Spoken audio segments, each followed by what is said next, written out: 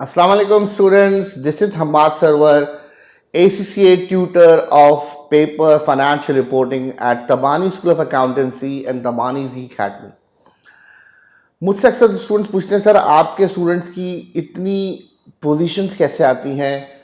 जैसे आपको पता होगा हमारी from the last 2 to 3 years हमारे स्टूडेंट्स की ग्लोबल पोजीशन भी है और नेशन वाइड पोजीशंस जो हैं वो तबानी स्कूल ऑफ अकाउंटेंसी के we have got the highest number of positions in ACCA exams. So आपकी इतनी हाईएस्ट पोजीशन और सबसे हाईएस्ट पासिंग रेशो आपका कैसे आता है। तो इसमें सबसे इम्पॉर्टेंट है कि ये जो लास्ट वीक हमारा है या लास्ट 2 वीक्स हैं उसको कैसे हैंडल करना है। बहुत सारे स्टूडेंट्स पढ़ रहे होते हैं लेकिन वो अपने आप को लास्ट वीक में मिस हैंडल कर देते हैं एंड एज अ रिजल्ट उनके रिजल्ट्स ख़राब हो जाते हैं। तो आप देखें ACCA का स्टैंडर्ड पासिंग रेशियो 50% है, लेकिन अल्हम्दुलिल्लाह TSA का almost in all the exams we have more than 80% result.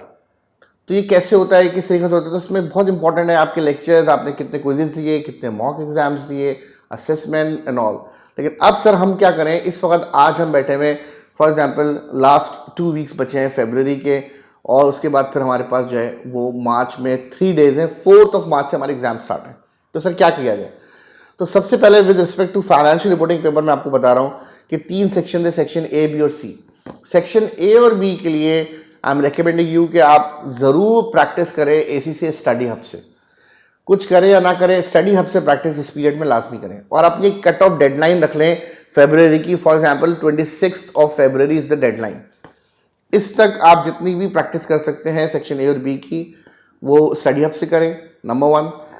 Section C की प्रैक्टिस के लिए आई एम रिकमेंडिंग यू कि आप 2020 के ऑनवर्ड्स जो पास पेपर्स हैं उन पास पेपर्स में से एटलीस्ट 3 क्वेश्चंस रैंडमली उठा के सॉल्व कर लें फॉर द फाइनल अकाउंट। 3 से 4 क्वेश्चंस आप कर लें कंसोलिडेशन से, जिसमें एटलीस्ट 2 बैलेंस शीट के होने चाहिए और 2 इनकम स्टेटमेंट के होने चाहिए। लेकिन पास पेपर्स के क्वेश्चन तो मोस्ट रिसेंट, और 2 क्वेश्चन से 3 क्वेश्चन आप जो है वो रेशियो एनालिसिस के सिंगल कंपनी के कर लें और 2 क्वेश्चन आप कर लें कंसोलिडेशन के, जो इसमें रेशियो एनालिसिस करनी होती है। ये आप अगर प्रैक्टिस करते हैं तो आप समझें कि आपकी एक अच्छी जो है ना वो प्रिपरेशन हो जाती है 26 फरवरी तक। फ्रॉम 26 फरवरी ऑनवर्ड्स मैं रिकमेंड करूंगा कि आप डेली बेसिस पे एक मॉक एग्जाम सॉल्व करें। 3 आवर्स की सिटिंग ACCA प्रैक्टिस प्लेटफॉर्म पे बनाएं और उसमें मॉक एग्जाम जो अवेलेबल है उसको सॉल्व करें।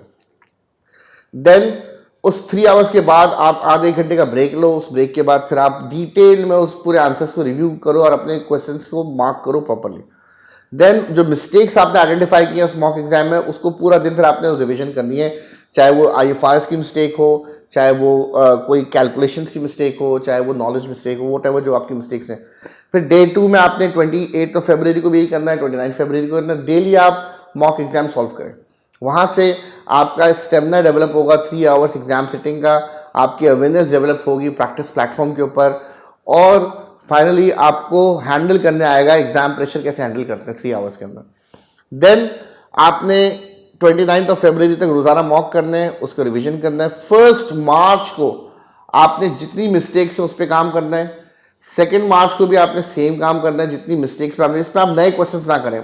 फर्स्ट 3 days ऑफ द मार्च में आप नए क्वेश्चन ना करें, पुराने जो आपने किए हुए उनकी मिस्टेक्स को रिकैप करें कि आप मिस्टेक करते क्या हो, क्या आपकी नॉलेज में प्रॉब्लम है या आपके जो है वो एप्लीकेशन में प्रॉब्लम है या आपकी कैलकुलेशन में एरर्स आप करते हो, उनको रिवाइज करो। और स्टैंडर्ड्स की मेजरमेंट ज़रूर जो है ना वो आप रिवाइज करें सारे स्टैंडर्ड्स की। देन हमारे पास 3 मार्च को आपको चाहिए कि आप सारे फॉर्मेट्स को रिवाइज करो। 3 मार्च को बच्चे जो ना नए क्वेश्चंस करते हैं और आप पैनिक हो जाओगे।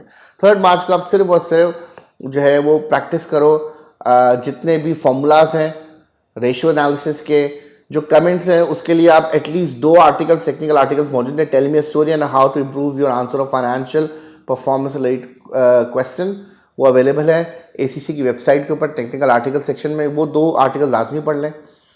देन आप जो है वो कैश फ्लो का फॉर्मेट रिवाइज कर लें, तमाम स्टैंडर्ड्स का मेजरमेंट प्रिंसिपल रिवाइज कर लें, फिर कंसोलिडेशन में गुडविल का, रिटेन अर्निंग्स का, NCI का कर लें, और साथ साथ जो है वो फाइनल अकाउंट में P&L, बैलेंस शीट और स्टेटमेंट चेंज इक्विटीज़ का सिर्फ फॉर्मेट में क्या क्या चीज़ें इसमें आती हैं उसको रिवाइज करें और कॉन्फिडेंट होकर पेपर देने जाएं। Exam is all about confidence, so if you are confident so you can easily pass the exams.